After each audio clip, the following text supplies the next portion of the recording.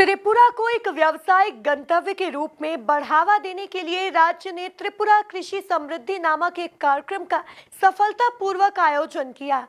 इस कार्यक्रम में राज्य के प्रसिद्ध जीआई टैग वाले जैविक त्रिपुरा क्वीन अनानास, काला चावल, गंधार नींबू, कटहल और कई अन्य कृषि और बागवानी उत्पादों का प्रदर्शन किया गया।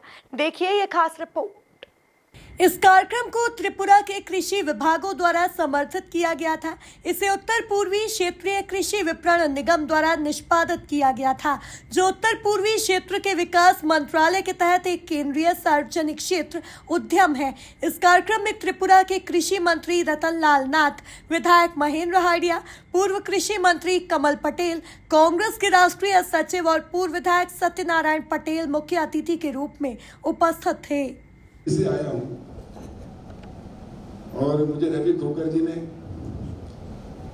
आग्रह किया था कि हमारे यहाँ त्रिपुरा के कृषि मंत्री आए हैं और उनकी पूरी टीम आई है और जो त्रिपुरा में उत्पाद होता है कृषि का, उसकी प्रदर्शनी का भी आयोजन है। उसमें मंत्री जी का आग्रह कि आप आए, तो क्योंकि मैं किसान हूँ पहले, फिर कृषि मंत्री हूँ, राजनीति में हूँ, और इसलिए मैं आपके बीच में आया हूँ। मुझे बहुत खुशी है कि हमारा देश दुनिया में जितने भी देश है उसमें सबसे अच्छी प्रकृति ने भारत को सबसे अच्छी भूमि दी।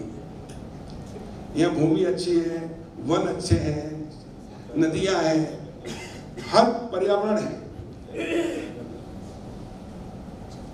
और उस धरती से, मेरे देश की धरती सोना उगले उगले हीरे मोती, जो गाना है वो सार्थक होता है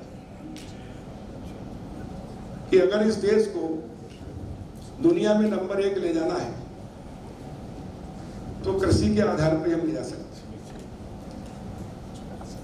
लेकिन दुर्भाग्य से आजादी के बाद जो सरकारें आई, कृषि को जितना महत्व देना था उतना नहीं दिया, और पाश्चात्य संस्कृति दूसरे उसके पीछे पड़कर दूसरे क्षेत्रों को ज्यादा महत्व दिया। लेकिन मैं बधाई देता हूं हमारे प्रधानमंत्री नरेंद्र मोदी जी को कि उन्होंने कृषि को सबसे अधिक महत्व दिया है, और हमारी जो पारंपरिक प्राकृतिक खेती, गोवंश आधारित खेती, जिसको जैविक खेती, ऑर्गेनिक खेती कहते हैं, गाय के गोबर से खाद और गोमूत्र से दवाई बनाकर और पत्तियों से जो हमारे बुजुर्ग खेती करते थे, और जो भी उत्पादन होता था बहुत ही स्वादिष्ट और जिससे व्यक्ति स्वस्थ रहता था। क्योंकि तो हमारी संस्कृति में कहा गया पहला सुख निरोगी काया, पहला शरीर स्वस्थ रहे, सब कुछ उसके लिए है। और कोरोना के समय इसका महत्व समझ में आया पूरी दुनिया को कि लोगों को जब कोरोना की महामारी आई तो पैसा काम नहीं आया, और कोरोना के बाद इतनी दुनिया के अंदर जागृति आई है कि हमको खाने के लिए, स्वस्थ रहने के लिए शुद्ध अनाज चाहिए, शुद्ध सब्जियां चाहिए, शुद्ध फल चाहिए। और ऐसे समय में भारत के लिए एक अवसर है। भारत पूरी दुनिया में प्राकृतिक अनाज, सब्जियां, दालें, फल, फ्रूट जितने भी हैं वो निर्यात कर सकता है, और पूरी दुनिया का पैसा भारत में आ सकता है। भारत माता पुनः सोने की चिड़िया बन सकती है।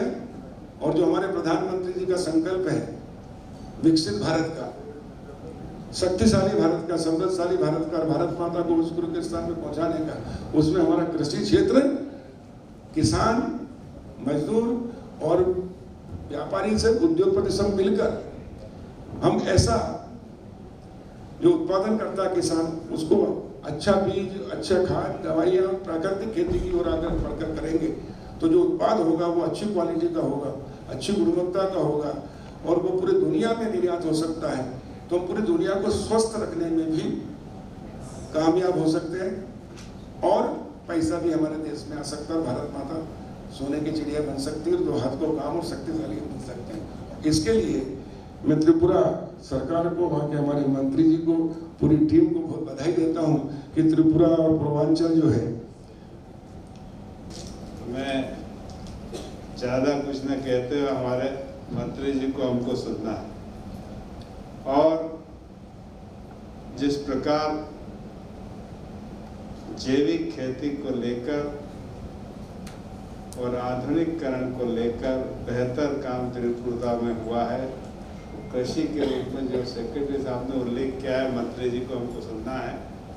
कम जगह में बेहतर कृषि करने का प्रयास किया है, तो मैं त्रिपुरा सरकार को और खास तौर से मंत्री जी को बेहद बधाई देता हूँ, शुभकामनाएं व्यक्त करता हूँ कि जिस जगह आप आए मालवा का पठार है, तो बेहद यहाँ पर खेती से लेकर यहाँ के प्राकृतिक व्यवस्था में अगर हम बात करें तो संभवतः विश्व का सबसे अच्छा पठार अगर इंदौर है, इंदौर में मालवा है, क्योंकि यहाँ पर प्राकृतिक चाहे न आंधी आती है ज़्यादा, न तूफान आता है, न ज़्यादा बरसात गिरती है, न ज़्यादा गर्मी होती है, न ज़्यादा ठंड होती है।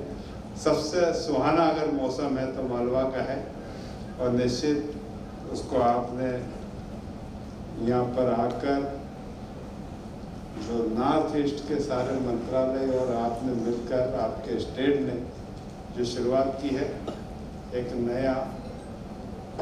नई कृषि को आपने जोड़ने का प्रयास किया है, तो मैं आपको शुभकामना देता हूँ, बधाई देता हूँ और उम्मीद करता हूँ कि आने वाले समय में जब बात होगी तो तमाम इंदौर से एक आपका संबंध कृषि के और अग्नायिक और आधुनिकीकरण में बढ़े। धन्यवाद। जय हिंद।